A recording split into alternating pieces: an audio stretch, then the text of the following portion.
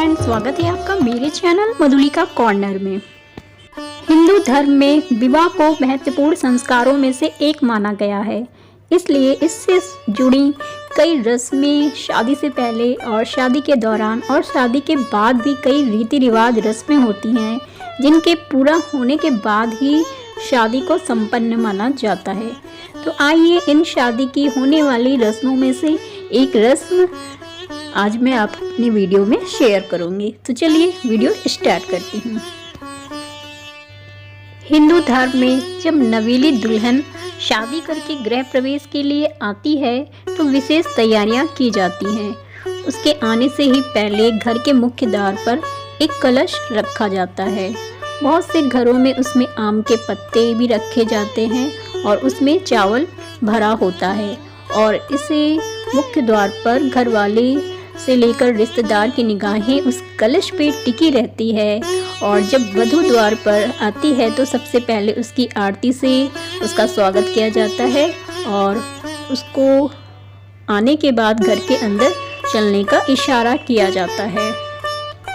द्वार पर चावल से भरा एक कलश रखा जाता है और दुल्हन से कहा जाता है कि अपने दाहिने पैर से वो उसको ठोकर मारे।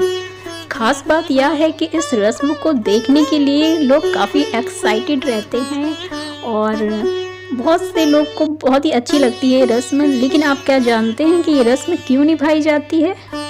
ऐसे में अगर आपको भी नहीं पता है तो चलिए बता देते हैं।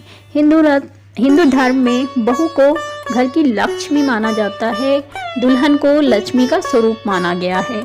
वहीं कलश का प्रयोग सभी कर्म कांडों पूजा पाठ में किया जाता है। इसके बिना कोई भी बड़ी पूजा पूरी नहीं होती है। इसलिए गृह प्रवेश करते समय बहू कलश में अंदर चावल जो रखा रहता है उसे घर के अंदर की तरफ ठोकर मारकर धन, संपत्ति, सुख और समृद्धि को अपने साथ लेकर आती है। चावल को हिंदू धर्म में बहुत ही शुभ माना जाता है और ये प्रतीक होता है स्थिरता का।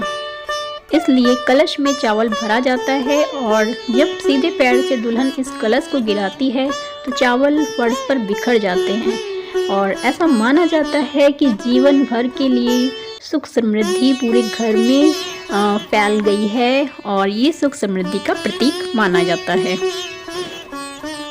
यह रस्म यहीं ख़त्म नहीं होती है, बल्कि दुल्हन को उसके बाद और भी कुछ रस्में निभानी पड़ती हैं। दुल्हन के गृह प्रवेश के समय एक परात में कुमकुम घोल दिया जाता है और दुल्हन को उसमें पैर रखकर प्रवेश द्वार से मंदिर तक चलना पड़ता है। एक समय था जब फर्श पर दुल्हन के पैरों के निशान बनवा दिए जाते थे, मगर क्या होता था साफ सफाई के दौरान ये निशान मिट जाते थे। अब लोग सफ़ेद चादर या सफ़ेद कपड़े पर दुल्हन के पैरों के निशान बनवाकर उस कपड़े को सहेज कर रखते हैं। नववधू को देवी लक्ष्मी का स्वरूप माना जाता है और उसके गृह प्रवेश से ऐसा माना जाता है कि गृह में लक्ष्मी जी का प्रवेश हो गया है और घर में सुख समृद्धि की कामना होती है। फ्रेंड्स, वर्तमान समय में जिस तरह से महिलाओं के साथ अपराध बढ़ रहे हैं, घरेलू हिंसा हो रही है, उस आधार पे कहा जा सकता है कि इस रस्म के वास्तविक महत्व को लोग भूलते जा रहे हैं। अब ये रस्म मात्र दिखावा बन के रह गई है। दुल्हन को शास्त्रों में देवी लक्ष्मी का स्थान दिया गया है, लेकिन आजकल लोग दहेज इन सब में ज़्यादा रहते हैं। दुल्हन को धन की पोटली समझ बैठे हैं, जबकि धर्मशास्त्रों में कहा गया है कि हर महिला के सम्मान की बात की गई है। महिला को देवी स्वरूप माना गया है। यदि आप किसी स्त्री का सम्मान करते हैं तो वह देवी लक्ष्मी अपने आप ही प्रसन्न हो जाएगी। तो इन बातों को समझना चाहिए। ये मात्र रस्में नहीं हैं, इनके वास्तविक रूप को जरूर समझें। फ्रेंड्स, विवाह में कई छोटी छोटी सी रस्में होती हैं और उनका बहुत ही महत्व होता है। हमें उनके वास्तविक महत्व को समझना चाहिए। वधू को देवी लक्ष्मी का रूप माना गया है। हर महिला देवी लक्ष्मी का रूप होती है और महिलाओं का सम्मान करना चाहिए। अगर हम इस वास्तविक अर्थ को समझ जाएं, तो शायद ये अपराध और अत्याचार इस समाज से मिट ही जाए।